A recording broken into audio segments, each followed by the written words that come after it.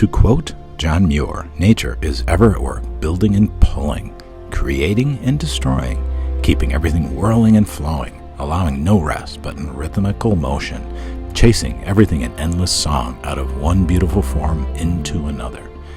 I can easily imagine that John Muir had Zion National Park in mind when he arrived at these thoughts, a park that is transcendent to all that visit here.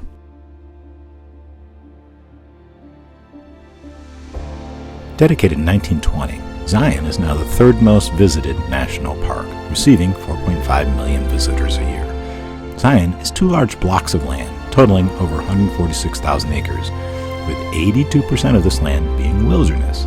The vast majority of visitors confine their entire attention to the scenic drive portion of the park. The National Park Service manages this onslaught by restricting personal vehicles during peak season for most of the length of the road within the park. Instead, people must ride the park shuttle service or walk beyond the point known as Canyon Junction. These buses make stops at all the key points of interest within the park. We begin our visit by traveling to the end of the park known as Temple of Sinawava.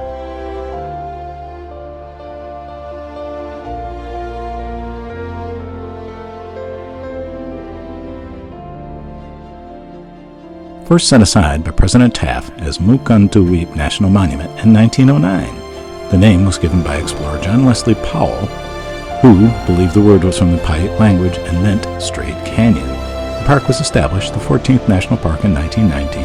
It was also expanded to 76,000 acres and renamed to Zion National Park by Woodrow Wilson. It received its formal dedication the following year. The second Zion National Monument, now known as Kolob Canyons, was incorporated into Zion National Park in 1956.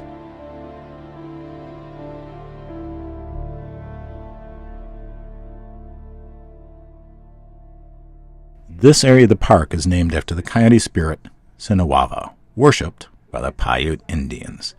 The temple is a natural, massive amphitheater that unofficially marks the beginning of the canyon.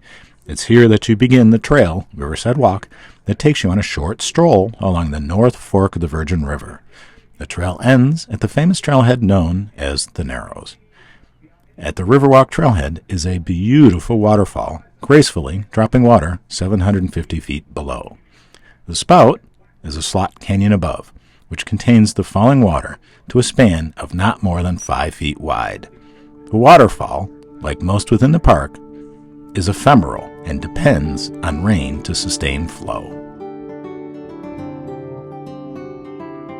I think he's positioning for pull-ups. Yeah.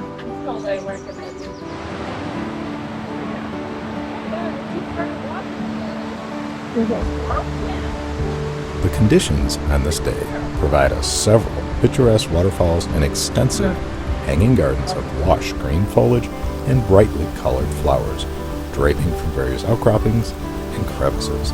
Those same conditions, the heavy runoff from melting snows, creates a raging virgin river.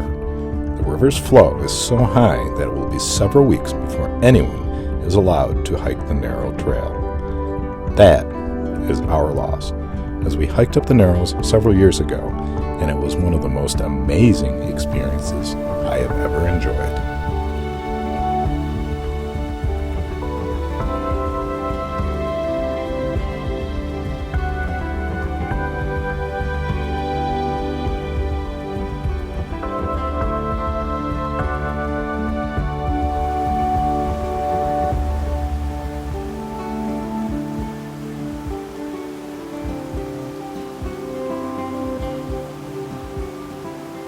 Feeding the squirrels is both illegal and ill-advised, as it affects their health adversely.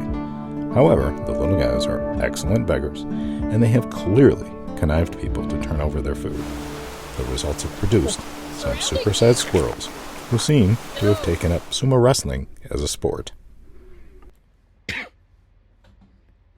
Oh, they're fighting? Oh my god. Oh my god.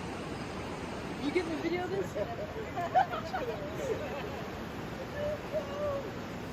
This is the end of the trail, where normally you would wade into the water and begin an upstream hike at the Narrows. Before that can occur, though, the water flow must be less than 150 cubic feet per second.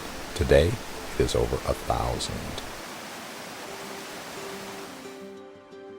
Having completed the short Riverwalk trail, it's time to hop back on the bus. From here, we are headed to Stop 6, or the grotto. Taking a look around at us, it's easy to see how the earliest visitors to here were spiritually impacted, inspiring the divinely attached names to the many rock formations and locations.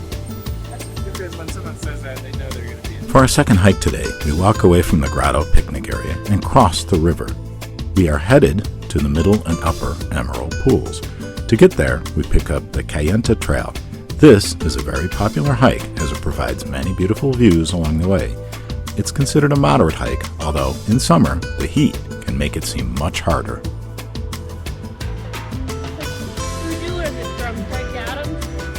No, we just played around with it.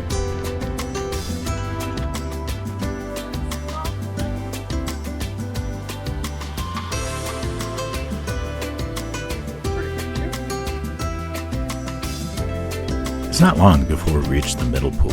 It can be accessed both above and below. Below is quite a bit more popular, and the path here becomes single file and congestion is quite common.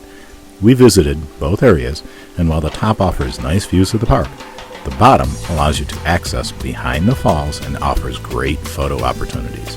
We also grab lunch here before heading up to the upper falls. You are fully exposed to the sun the entire time you are on the trail to the upper Emerald Falls. It is constantly ascending the entire length, and it is very busy during the peak hours of the day. It is busy because getting to the top makes the effort, extended, totally worth it. Seeing the water come down from the top and disappearing into mist before hitting the bottom is an unforgettable sight. One thing we have taken to heart is to slow down and take in the sights as we travel. On this hike, the trail provides wide open visibility of the canyon. In turn, the sights we capture are fantastic, including several named rock formations. I'll answer your question now. No, we don't take the Angel's Landing hike. First, Penny and I have already hiked this trail. Secondly, several within our party are highly uncomfortable with heights, and I doubt they would ascend beyond the first set of chains. However, I personally feel the best view in the park is from Observation Point. The original trail is still closed and may remain that way forever. A rock slide in 2019 blocked the trail. The best way today to reach Observation Point is via the East Mesa Trail. This trailhead is located just outside the park. While we didn't take this hike either, if you visit Zion, I recommend seriously considering it. Having finally reached the top, this is one of the coolest waterfalls I have ever seen. The water is falling several hundred feet and disappears into mist before hitting ground. How cool. We stopped to visit with a pair of lizards during our return trek. They hardly seemed to notice we are there. Young love, perhaps? The next day, after picking up our guest at their favorite donut and coffee shop, we are headed to the other block of Zion National Park. This is Kolob Canyon. While Zion receives millions of visitors, Kolob gets thousands. Unlike the main park, there is no need for a shuttle to move people. In fact, on this day, we see less than 10 cars all day. Frankly, I think this side of the park has a terrible PR agent. The only road into Kolob is an out and back drive, and on this day, only half of the road is open. A portion of the road was damaged by a rock slide. The Kolob Visitor Center is immediately to the right after entering the park. It is a simple structure. Nonetheless, we stop for Patty to get her passport book stamped and to get the latest updates from the rangers on station.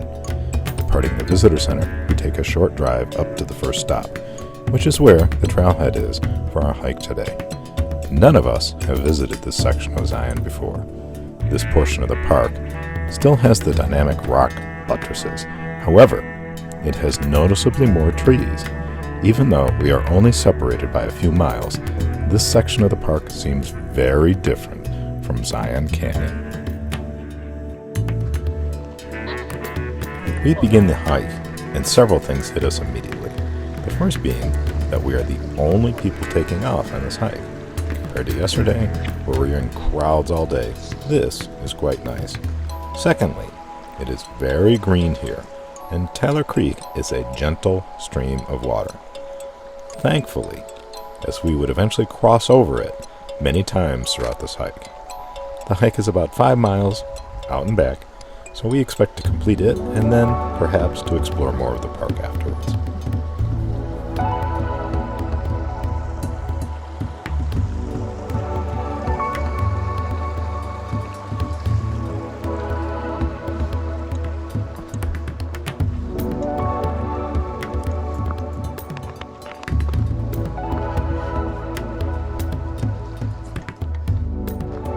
We find a cougar. I think it's a squirrel or something.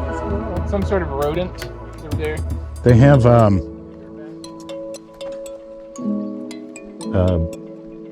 rat type thing that's kind of rare here. So if it has a long thin tail. If it gets any warmer, I think it's ancient. Did you find a spot? I'm still thinking about it. Well, you can watch us fall. Okay. You have to get a call from there? Yeah, that's what I was thinking.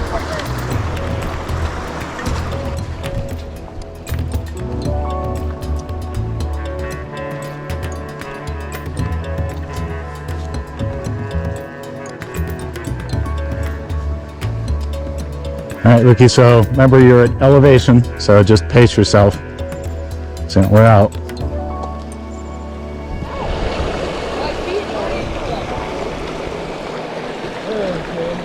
Yeah, I don't like that. I don't trust you to go like right there.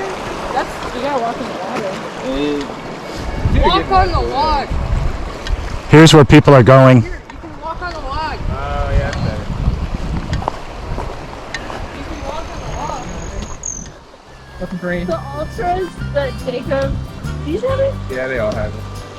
The ultras have little bear paws to the bottom of the shoes. Yeah. And as we were walking around in the sand, they were just like so perfect. You can tell very clearly now. Okay.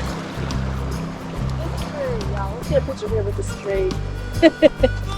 Yes, Troy. Yeah, it's nice. That's a cool tree. That's a cool It's nice.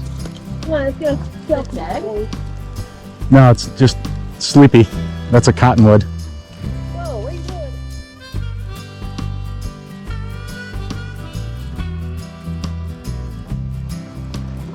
Hey, Lucas. Right here, there you go. So you want to push you? Good. That's good. You're good. Never mind. Never mind. Look, this is like, we can't actually get in it. No. Is that what your thought was, to get in the tree? Yeah, you can like sit in it. What is It's different, isn't it? Yep, I like it. What different is this? This is very different. It's much greener, more trees. Wide. It's the trail's wide. I like that. 5 miles. 34.9. Well, that's for the weeks.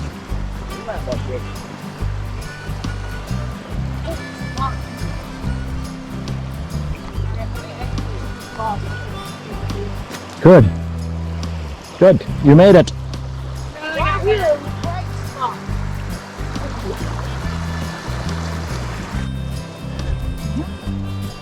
Good job. You only have to go 5 feet. Should have worn my boots. Oh, we didn't know there'd be so many crossings. Looks like it crosses back. I got mine. Here.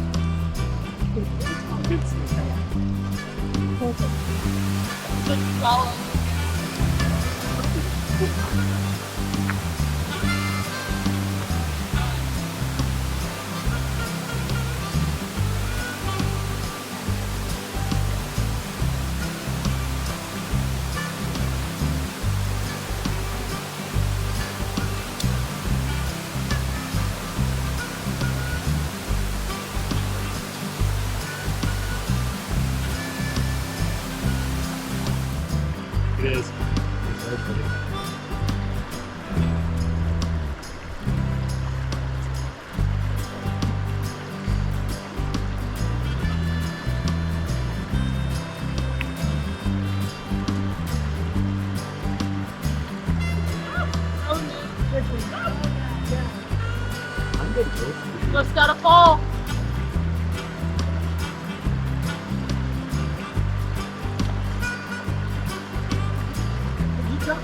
No, I stepped on the next. Look at that.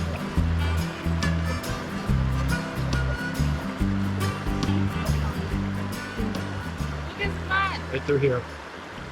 Alright, I didn't even look at the wave.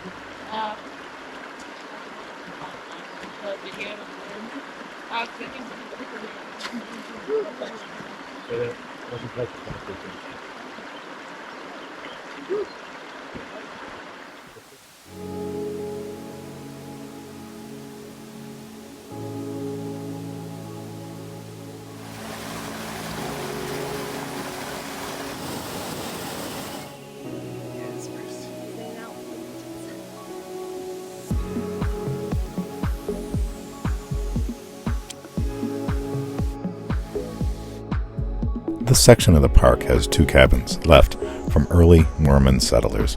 We come across the first.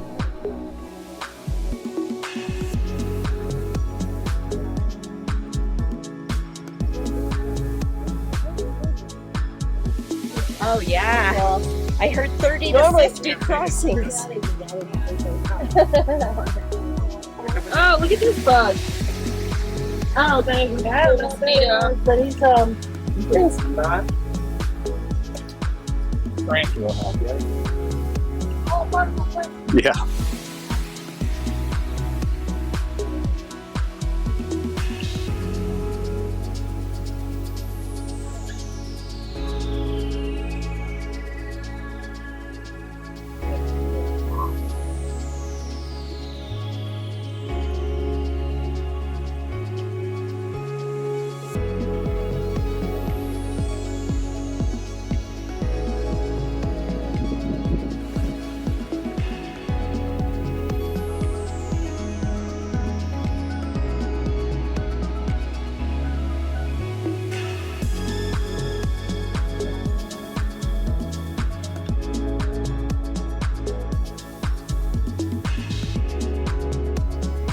Most people stop at the arch.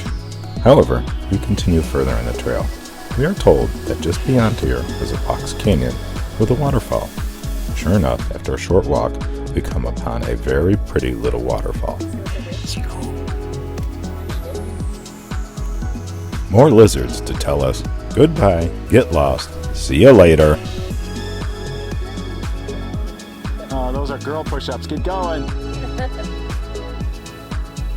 Having completed the hike, we climb the stairs, which leads to the parking lot where we have parked our truck. If you have time while visiting Zion, I do recommend considering taking this hike. If you are staying in Cedar City, it is almost a no-brainer, as it is only about 15 minutes away from town. As far as effort, I would put it at moderate. Having completed our day, we chow down a lunch that includes donuts as a main course.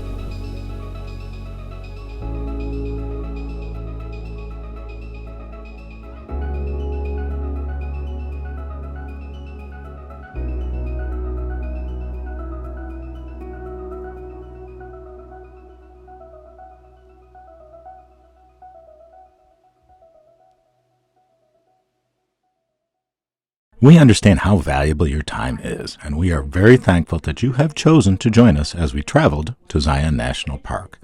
If you have any comments or questions about this video, please feel free to post them. We will do our very best to respond quickly. If you liked the video, please hit like and subscribe to our channel. Our next video is from our travel to the beautiful Capitol Reef National Park.